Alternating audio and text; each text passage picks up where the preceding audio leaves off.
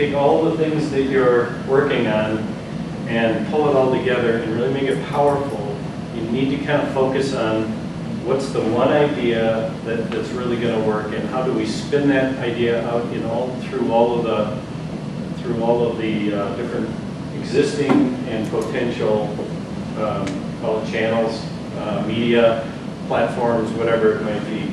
So I'd say when you start out, be idealistic, be creative, opportunistic. First thing I would like you to think about is assess your business. What can you leverage that doesn't cost much? So every company's got some stuff.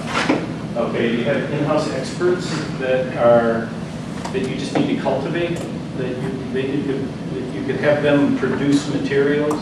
You have distribution resources that other companies don't have. You have connections out there with partners, whether it's vendors or maybe your own truck drivers or your own sales force, which is really robust, or what do you have that you can leverage? And it doesn't always come down to money. It comes down to who can do some stuff. We have inventory sitting around, hundreds of thousands of old T-shirts, even, whatever it might be that we could give away. When we have innovation, we have new ideas or some news, even if we're small and we're up against somebody big. Do we have the thing that might be interesting to talk about? Do we have a media buy? Do we have particular good relationships with an editor or a media function from an editorial standpoint? So it's hard to go through with each one of these and do the full diagnosis, but just about every company's got some stuff that they can leverage and they can use.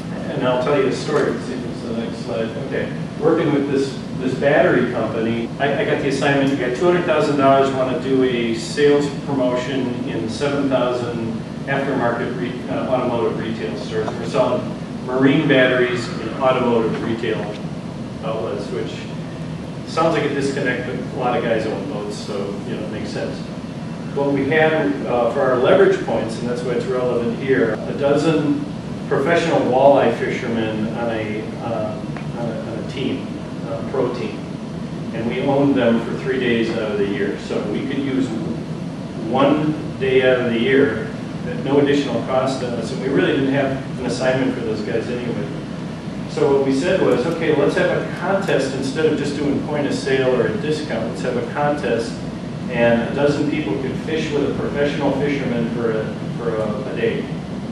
And that was like, oh, that's really cool. So, but we got to get them all to one place in order to do that. So we put them all in one place, and then we thought, what if we had a fishing tournament? So you could enter to win and be in a fishing tournament against whatever, you're on board with a professional fisherman, and that was cool. Well, we had a media buy with Babe Winkleman, which is an interesting, I don't know if you know Babe Winkleman, but he's got an outdoor show and it's nationwide.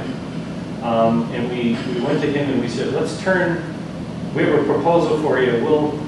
We'll up our ante a little bit if you turn one of your shows into a fishing tournament show, talking about this product and these people who run this thing and they're out there fishing and here's what they're going to do. He said yes. So now all of a sudden, with no incremental money, we're out there and we approached Mercury Marine and Tracker Boats and got a boat and motor thrown in as the grand prize. And then because we had an event, there was crowds of people that came, and where you got an event, you've got and a promotion, you've got PR.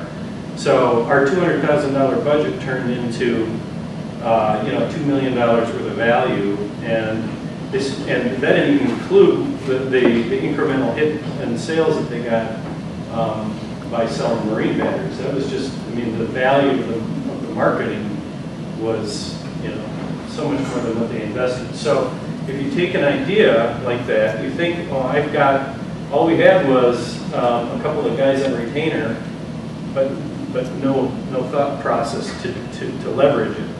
That is leveraging leverage upon leverage upon leverage, and that kind of thing can really work.